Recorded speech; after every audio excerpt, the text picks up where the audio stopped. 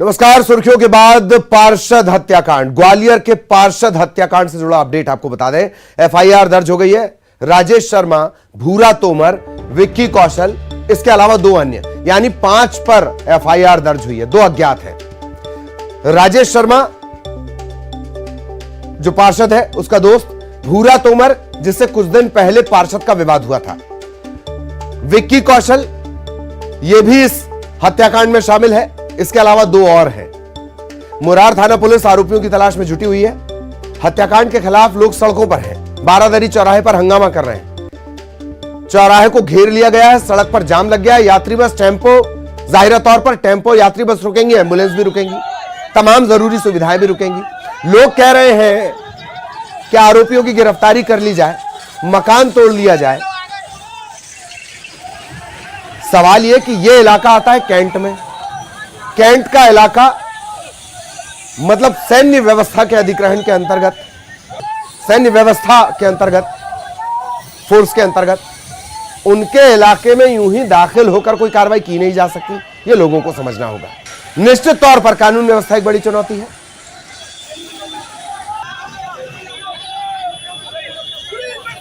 और अब लगातार समझाने की कोशिश हो रही है। हैरत की बात यह कि जो कुशवाहा है, पार्षद कुशवाहा, जिनकी हत्या कर दी गई, वो मंत्री भारत सिंह के करीबी हैं, समर्थक हैं उनके। उसके बाद यह आलम है।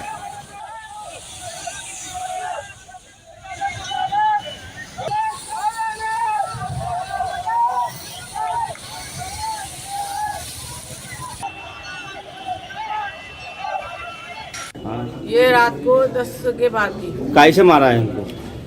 प्लान करके मारा है उसको। कितने आपको किस पे शंका है? शंका मेरे को तो उस पे ही है और तो किसी पे है नहीं। और वैसे किसी की इतनी हिम्मत नहीं है कि उसको कोई हाथ लगा दे। कौन पे शंका है? क्या नाम है उनका? सुबह से तो राजेश था उसके संग में, और बुरा तो पूरा है ही है उसके संग। उसकी पूरी गैंग है बुरा की। उसका बहुत दिन से टारगेट पे था वो। सैलू कहता था ऐसे तेरी ये कर दूंगा, वो कर दूंगा, उल्टी सीधी गाली भी देता था।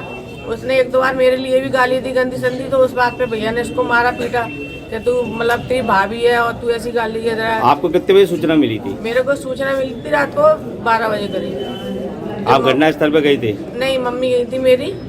मम्मी ने बोला मेरे को आके गेट खुलवाने के लिए। मैंने सोची वो क्या है, 12 के बाद ही आते थे घर। मैंने कई बार फोन भी लगाया तो कह रहे आ रहा हूँ। 11:30 बजे तक, 11 बजे तक मेरी उससे बात हुई है। ये कल एक कोई बर्थडे था, बर्थडे में मारपीट हुई। इनके साथ काफ़ी मारपीट की गई और इनको जब हॉस्पिटल ले जाया गया तो उसकी डेथ हो गई। डेथ होने के बाद थाना मुरार में आईपी सेक्शन 302 के तहत केस रजिस्टर किया गया, जिसमें 5 आरोपी नामजद है। और उनमें से एक आरोपी जो इसका बर्थडे था कल, उसको हिरासत में ले लिया गया है। अन्य 4 आरोपियों की तलाश जारी है। उसमें क्राइम ब्रांच की टीमें लगी हुई हैं, थाना मुरार की भी टीमें लगी हुई हैं। और इसमें इनके द्वारा अभी यहाँ पर जाम लगा दिया गया है। तो इसमें उनकी जो मांग है कि परिवार को सुरक्षा दी जाए, तो उसको उनको बता दिया गया है जब तक आरोपी नहीं पकड़े जाएंगे तब तक इनके लिए पुलिस व्यवस्था लगा दी जाएगी। दूसरा, इनके द्वारा ये कहना है कि मकान तोड़े जाएं, क्योंकि ये कैंटोनमेंट एरिया है। तो वहाँ भी कैंटोनमेंट एरिया में जो संबंधित सीओ सर हैं उनके लिए भी पत्र लिख दिया गया है। तो वैधानिक कार्रवाई वहीं से संभव। और लगातार अपडेट सुशील हम तक पहुंचा रहे हैं। एक बार फिर सुशील के पास हम आपको लिए चलेंगे, अपडेट उनसे लेंगे। ये तस्वीरें भी लगातार सुशील दिखा रहे हैं किस तरीके से पूरा घटनाक्रम हुआ है। सुशील के पास आपको लिए चलते हैं। सुशील, इस वक्त का क्या अपडेट? 5 नामजद आरोपी इस मामले में बनाए गए हैं। हत्या के बारे में थोड़ा सा बताएं। बर्थडे पार्टी, शराब पीना और इसके बाद बेदम मारपीट करना, ये थोड़ा सा बताएं। जी सुशील। बिल्कुल, देखिए ललित, कल रात ये पूरा घटनाक्रम हुआ है। ग्वालियर के कैंटोनमेंट इलाके के जो पार्षद है बीजेपी के नेता शेलू कुशवाहा, उनकी हत्या कर दी गई।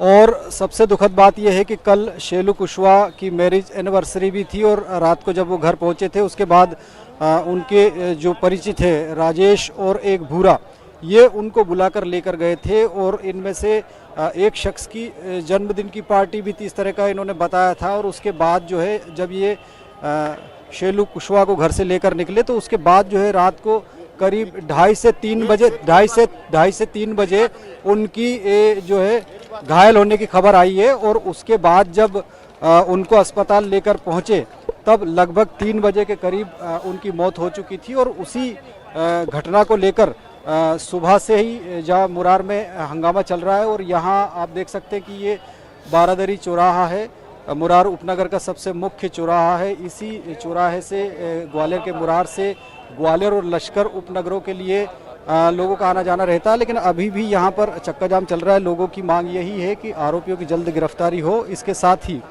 आरोपियों के जो मकान है उन मकानों को तोड़ा जाए, इस तरह की मांग है। और यही वजह कि पुलिस अधिकारी भी यहाँ पहुँचे, समझाने का लगातार प्रयास किया जा रहा है। और आप देख सकते हैं कि यहाँ पर कुछ जनप्रतिनिधि भी पहुँचे हैं और कोशिश करेंगे कि इनसे बातचीत हो पाए।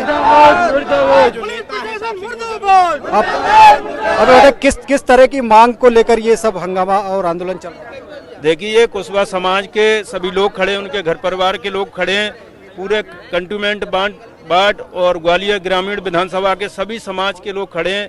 जो शैलेंद्र उर्फ सैलू जो पार्षद थे भाजपा से, एक वरिष्ठ पार्षद था। यहाँ जातिवाद और एक पार्टी की बात नहीं है, यहाँ बात है मानवता की। जिस व्यक्ति के साथ अन्याय अत्याचार होता है, ऐसे एक राजनेता की हत्या जब होती है तो उस समय पब्लिक और समाज और परिवार रोड पर आकर अपने हक और अधिकार की मांग करता है।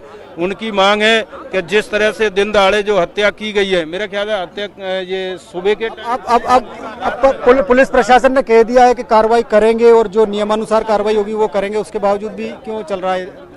तो इन सब की मांग ये है कि उनकी गिरफ्तारी होना चाहिए और ये गिरफ्तारी नहीं होती है। जिस तरह से प्रदेश के मुखिया शिवराज सिंह जी मुख्यमंत्री जी ने नियम और ये कानून बनाए थे कि यदि किसी की हत्या होती है, किसी के साथ अन्याय अत्याचार होता है तो उसका मकान तोड़ना चाहिए।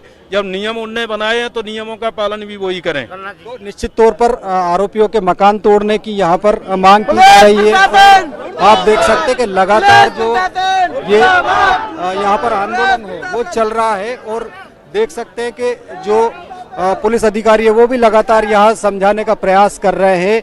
और लेकिन कहीं ना कहीं मांग यही है कि जब तक आरोपियों के मकान नहीं तोड़े जाएंगे तब तक इस तरह का चक्का जाम और ये चलता रहेगा। ये आप देख सकते हैं कि यहाँ ग्वालियर के एसएसपी अमित सांघी साहब भी पहुँचे हैं और उनका भी प्रयास है लगातार कि यहाँ समन्वय बिठाकर इस पूरे मामले को शांत कराया जाए। और यही वजह कि सुबह से ही यहाँ सीएसपी से लेकर एडिशनल एसपी सहित तमाम आला अधिकारी प्रयास यही कर रहे हैं कि सख्त कार्रवाई का आश्वासन दिया है। इसके अलावा इसमें तत्काल एफआईआर दर्ज कर ली गई है और एक आरोपी को गिरफ्तार भी कर लिया गया है। अब प्रयास यही है कि किसी तरह से इन लोगों का जो चक्का जाम है उस चक्का जाम को यहाँ से हटाया जाए, ताकि ये जो यहाँ की यातायात व्यवस्था है वो बाधित ना हो। जिस तरह से यहाँ पर करीब 1 से 1.5 घंटा हो चुका है हंगामा चलते हुए। तो निश्चित तौर पर आप देख सकते हैं कि लगातार जो है पुलिस यही कवायद कर रही है कि इस मामले में ठोस कार्रवाई की जाए। चूँकि कानूनी पेज यही है कि जो इलाका है, आरोपियों के जो मकान है वो कंटोनमेंट एरिया में है, तो उस पर पुलिस प्रशासन का आधिपत्य नहीं होता। यही वजह है कि अब कैंटोनमेंट के अफसरों से भी इसमें बात करने की बात कह रहे हैं पुलिस अधिकारी, और इसमें अब लगातार जो है कार्रवाई देखने के लिए मिलेगी।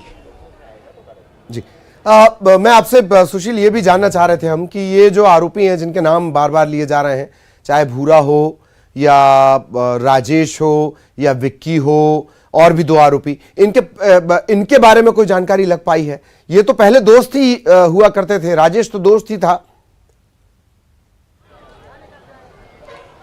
बिल्कुल, देखिए राजेश का जो नाम आया है वो राजेश दोस्त ही था। शेलू चूंकि पार्षद थे तो उनका इलाके में वर्चस्व भी था, ये दोस्त भी थे। इसके अलावा जो दूसरा शख्स है भूरा, जिसका नाम आया है, भूरा से शेलू कुशवाहा का विवाद हुआ था कुछ महीने पहले और उसके बाद इनका बोलना चालना बंद था।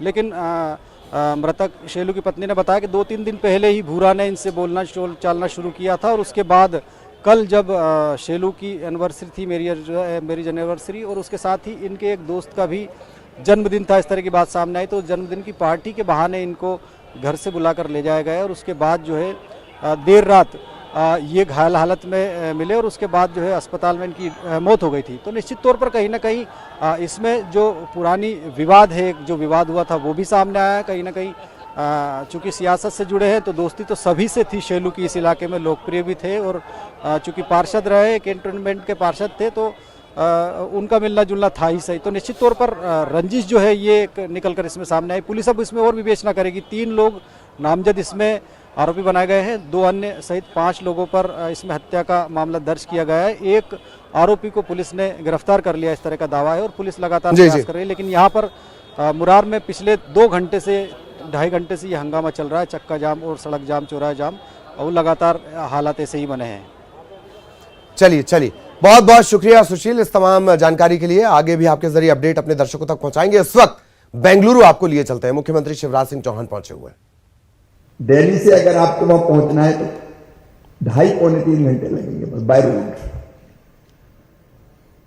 सड़कें शानदार है। और दिल्ली में जो स्थिति है, नोएडा, गुड़गांव में, आप जानते हैं कि लोग अब वहां से निकल के दूसरी जगह जाना चाहते हैं। यहां भी हमारे पास पर्याप्त लैंड बैंक है।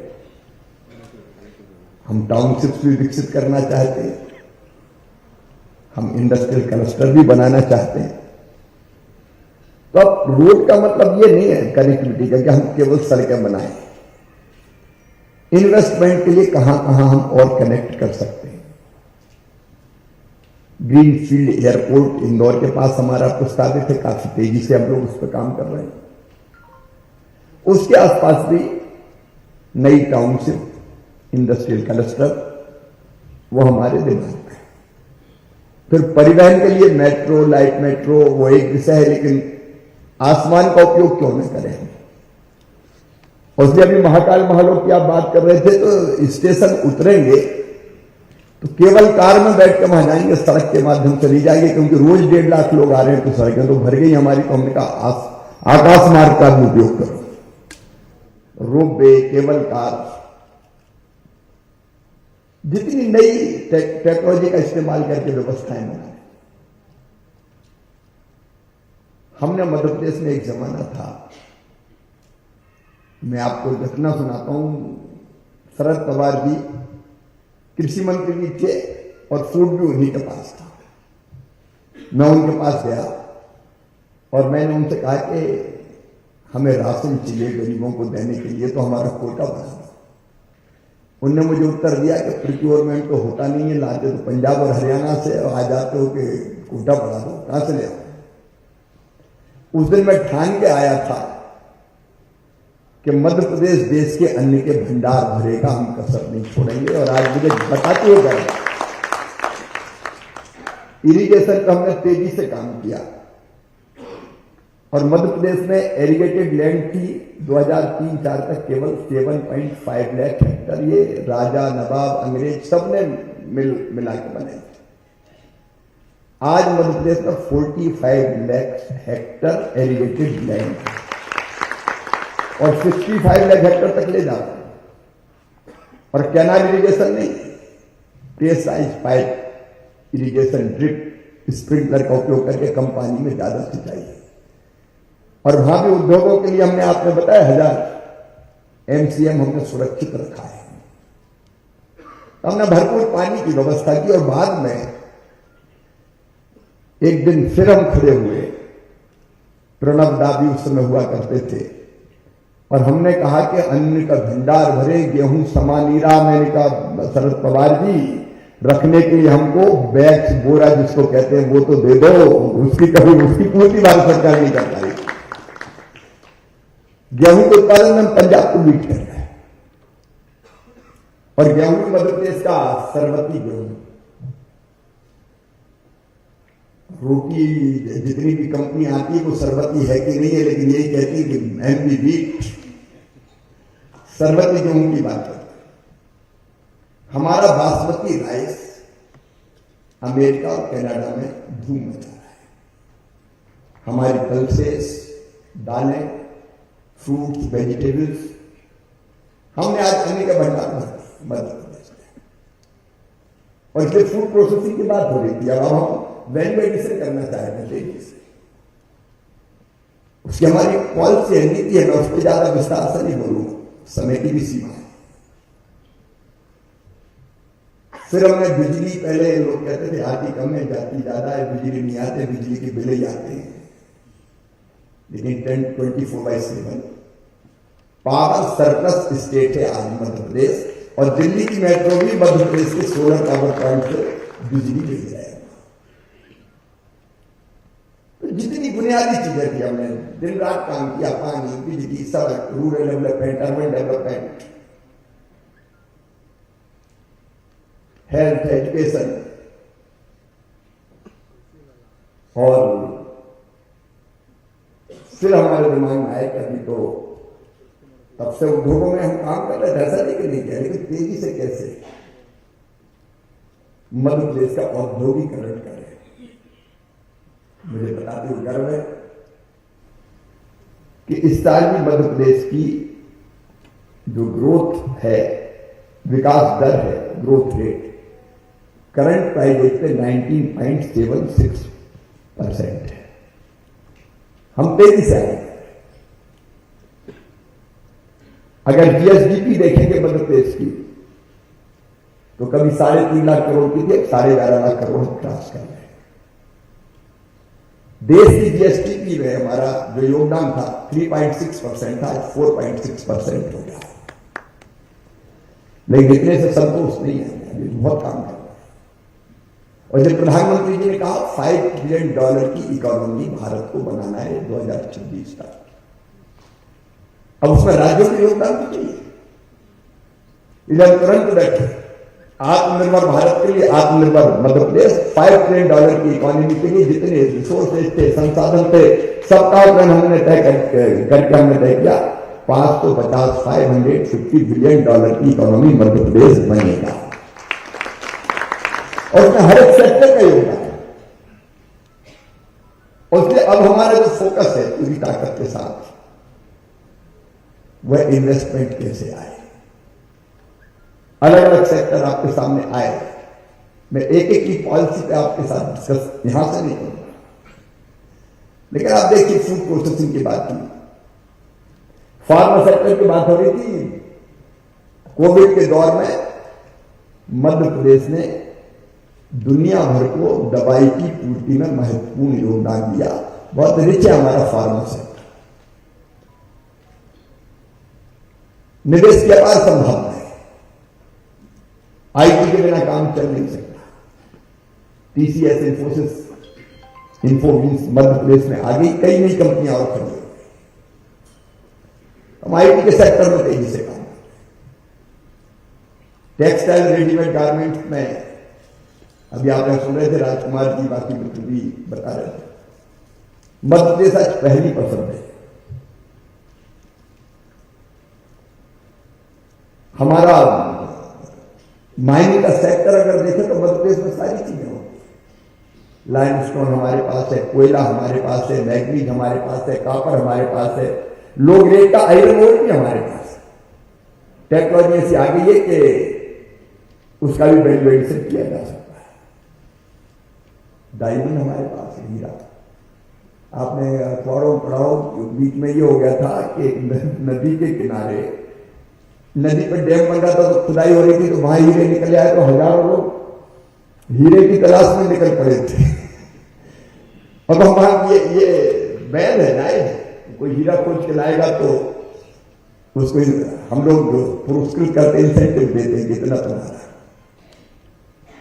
तो डायमंड भी मध्य प्रदेश में होता है। मिनरल की दृष्टि से बहुत रिच है मध्य प्रदेश, और फिर सेंट्रली लोकेटेड है। तो आप सब जानते हैं लॉजिस्टिक और वेयर हाउसिंग, उसके लिए तो आइडिया है। पूरब, पश्चिम, उत्तर, दक्षिण कहीं भी चले जाओ। अब वो शायद मेरे मित्र बता रहे थे कि उत्तर प्रदेश, बिहार, महाराष्ट्र, गुजरात, छत्तीसगढ़, आसपास सब लगे। हम 60% से ज्यादा अपने देश के 60% से ज्यादा हिस्से को आराम से आप यहां मध्य प्रदेश में बनाएंगे, आराम से दे सकते हैं। और हर एक सेक्टर की हमारी अपनी प्रोग्रेसिव पॉलिसी, नीतियां हैं, इन्वेस्टर फ्रेंडली है। इसलिए आप सबको हमने पेन ड्राइव दिए होंगे हर एक पॉलिसी के, क्योंकि हर एक के विश्लेषण को समय लगेगा। और पॉलिसीज के अलावा भी हम विचार करते हैं। अगर कोई अच्छा प्रपोजल आता है तो कस्टमाइज पैकेज देते हैं, हमारी सीसीआईटी विचार करती है। तो लगातार इस मिशन पर भी नजर बनी हुई है। इसी के साथ इस बुलेटिन में इतना ही। खबरें जारी रहेंगी।